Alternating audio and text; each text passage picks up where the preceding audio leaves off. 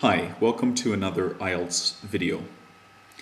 Today we are looking at 9 more words that can help enhance the academic tone of both your speaking and writing. If you find this video helpful, come join us at the forum ieltsnetwork.com, where you can interact with me and with other IELTS instructors and the online international IELTS community. For more videos like this one, visit my blog at ielts.com.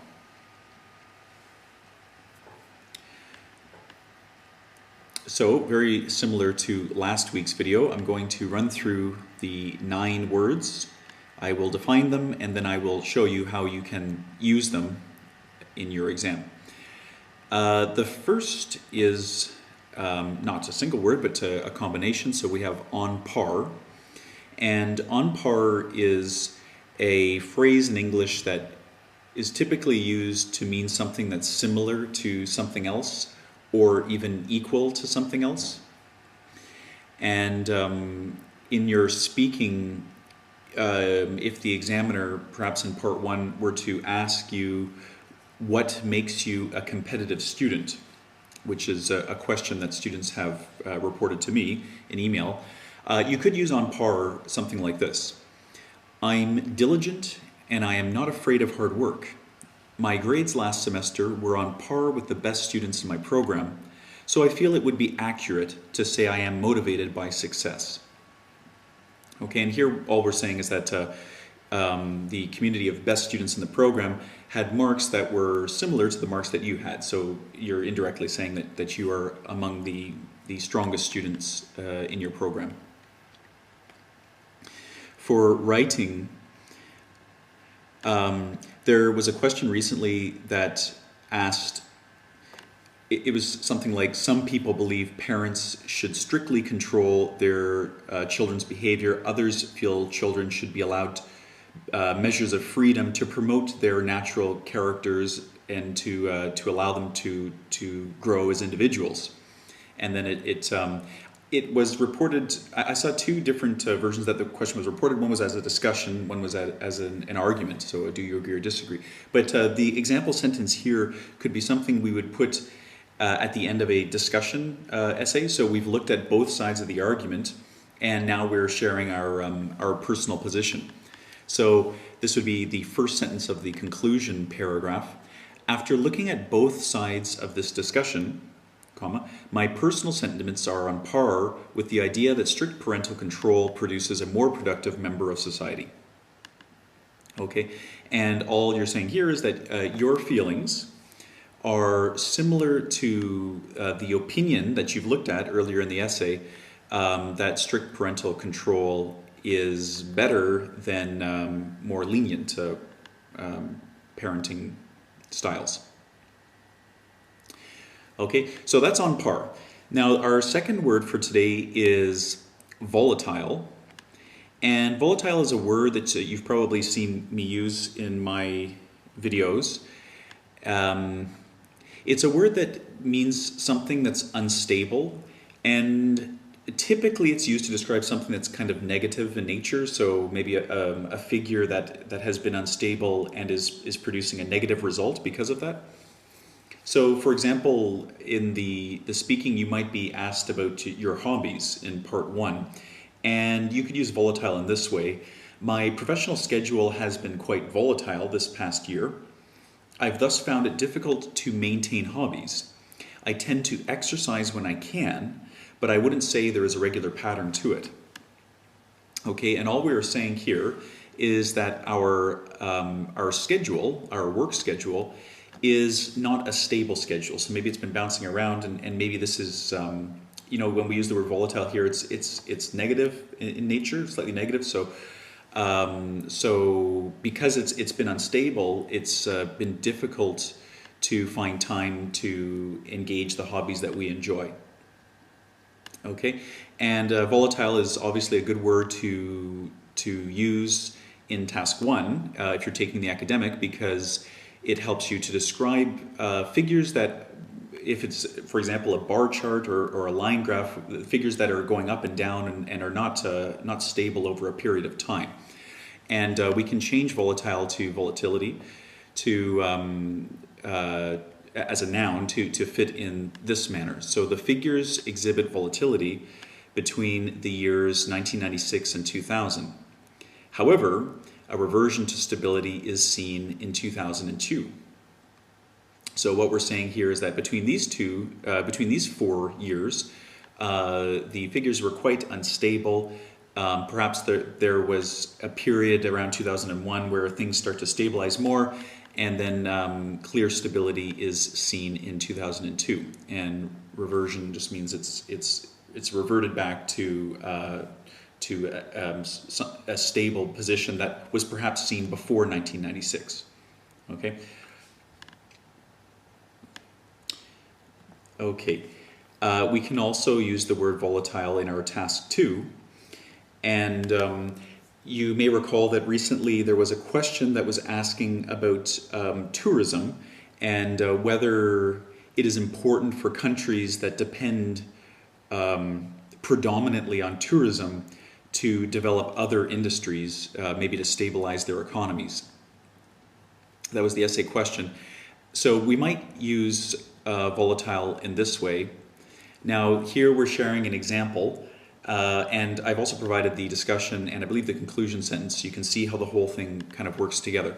So for example, the volatile nature of weather in Caribbean countries can make tourism industries unpredictable and therefore unreliable. For these countries, providing people with greater access to the internet would empower workers and allow them to both educate themselves and develop online businesses in the services sector. Thus, because a varied economy promotes stability, tourist-dependent countries should do what they can to establish other industries.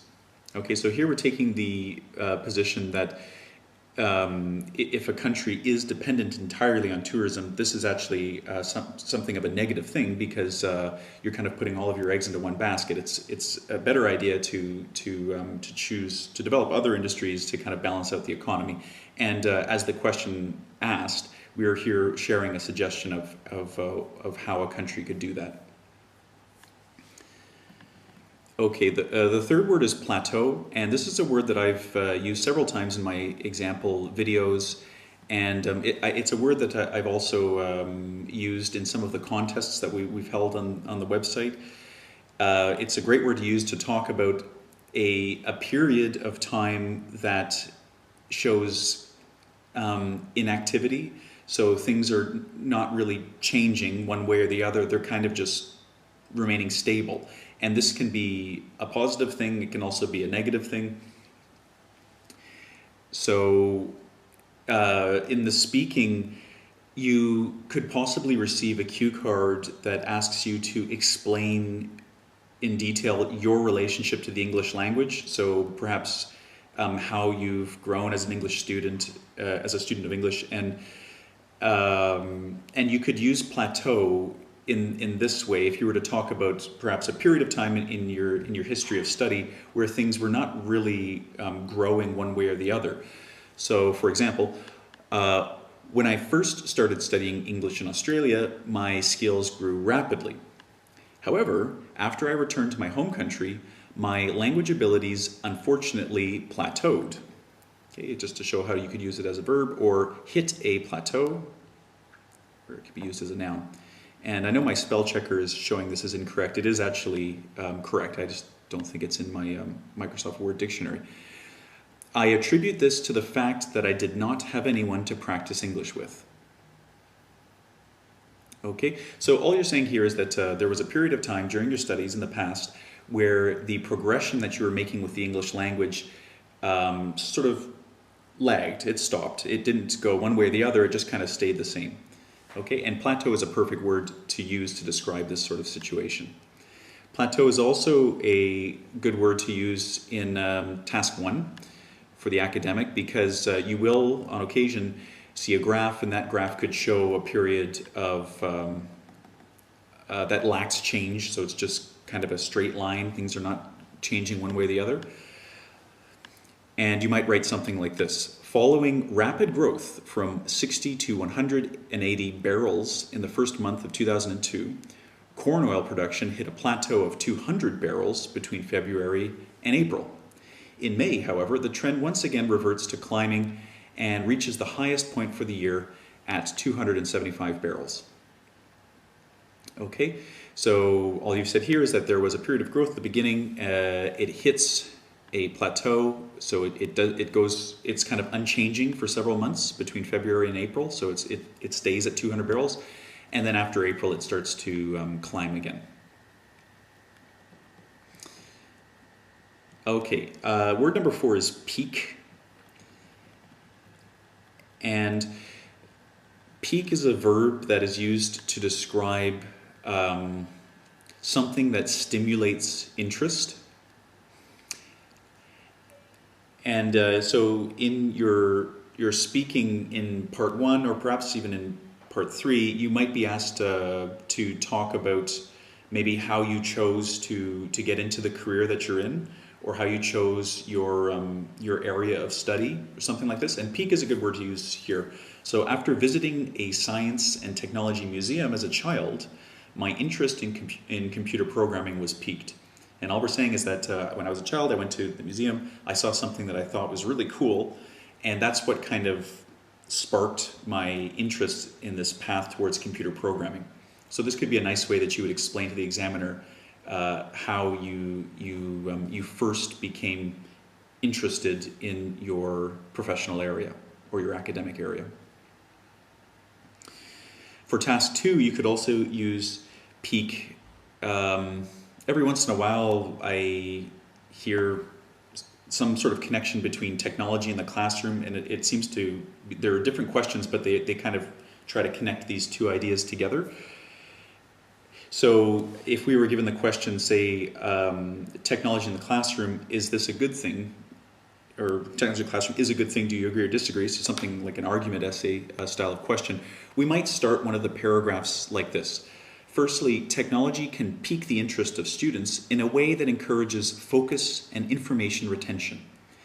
Okay, so all we're saying is that technology can help students be more engaged in their studies in the classroom. So obviously this would be supporting the idea of technology in the classroom. For example, modern university lecture halls make it possible for classrooms in Canada to use music, voice, and the internet as a means of maintaining the attention of students during class time. Okay, so just developing the initial claim further.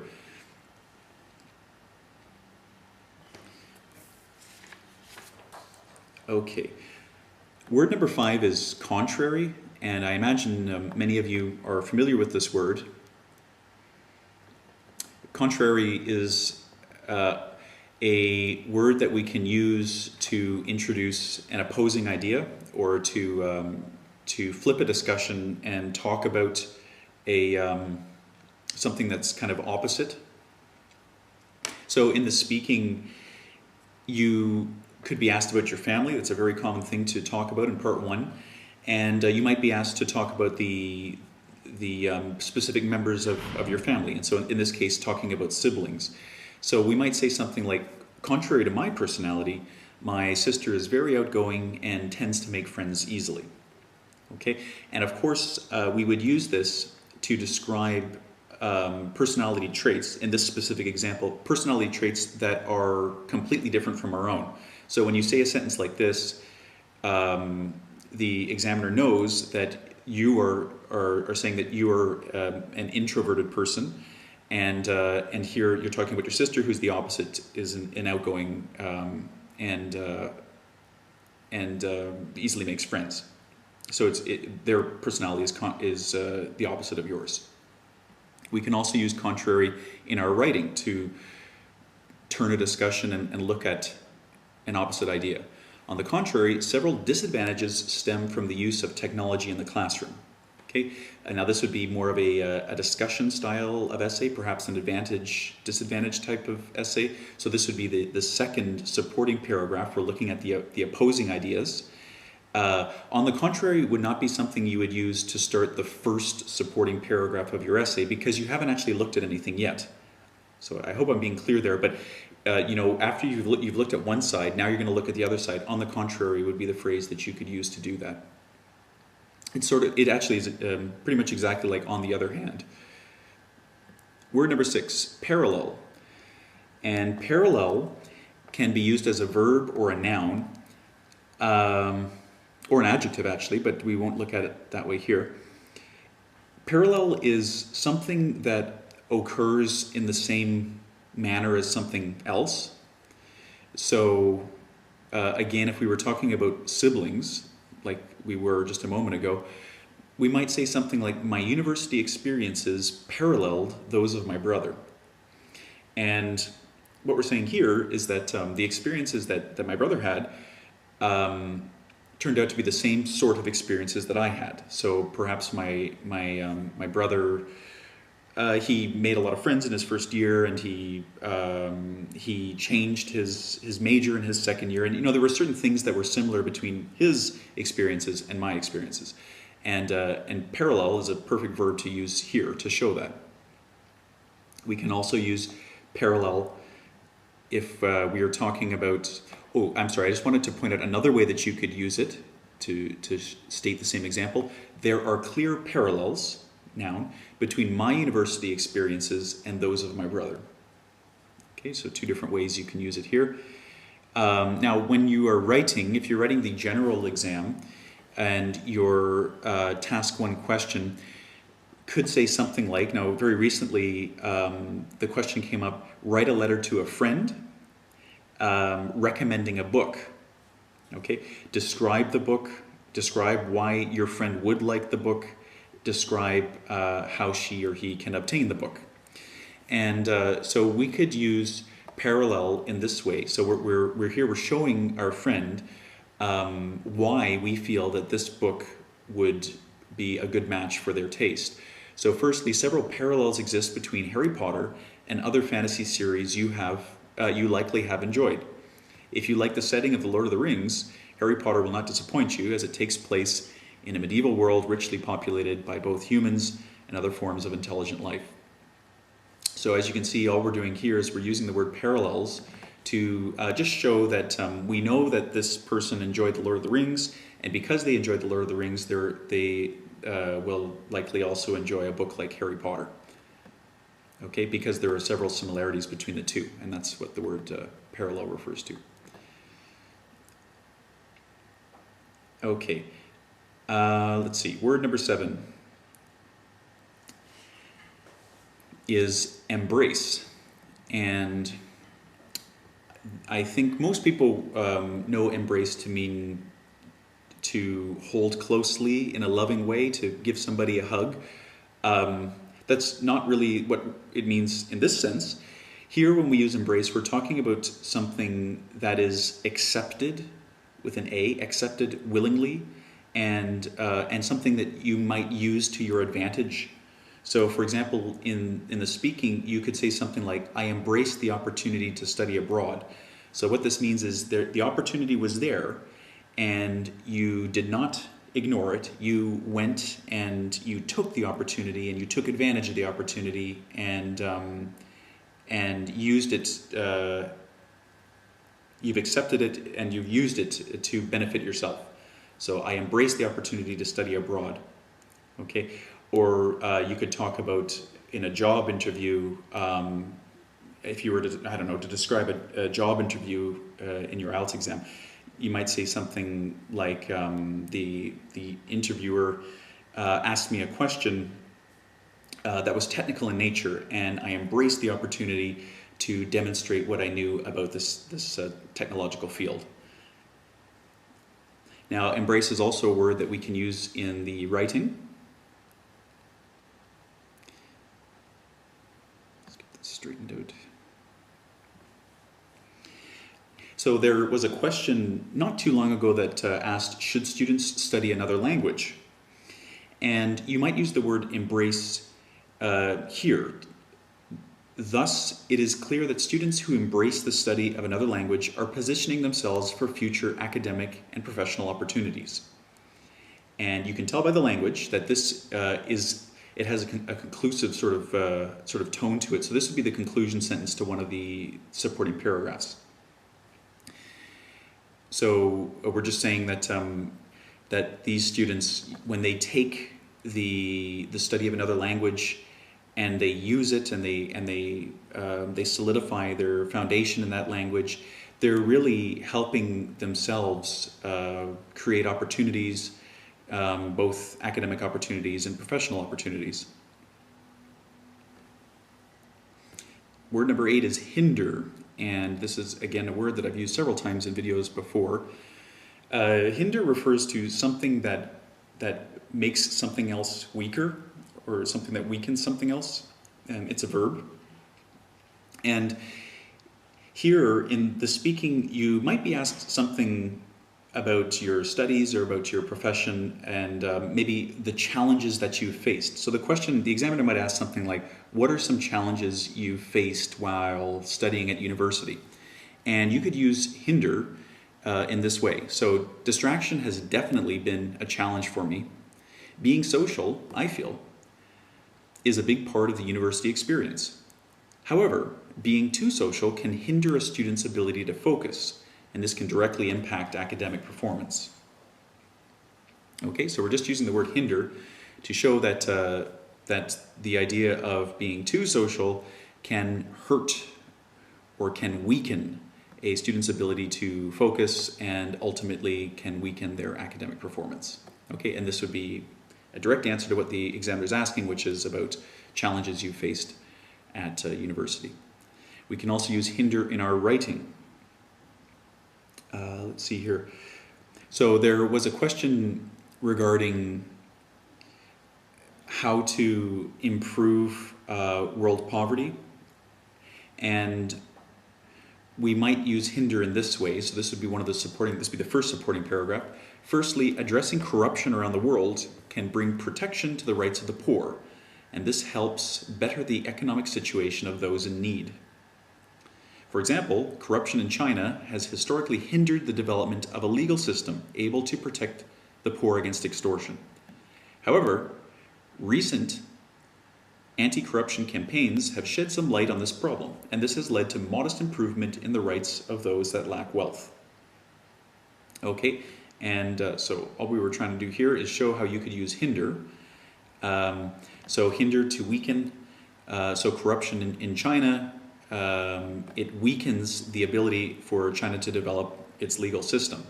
Okay, but then we turn it around and we say that, that things have been improving because the problem of corruption is being tackled by anti-corruption campaigns. And ultimately this has led to some modest improvement.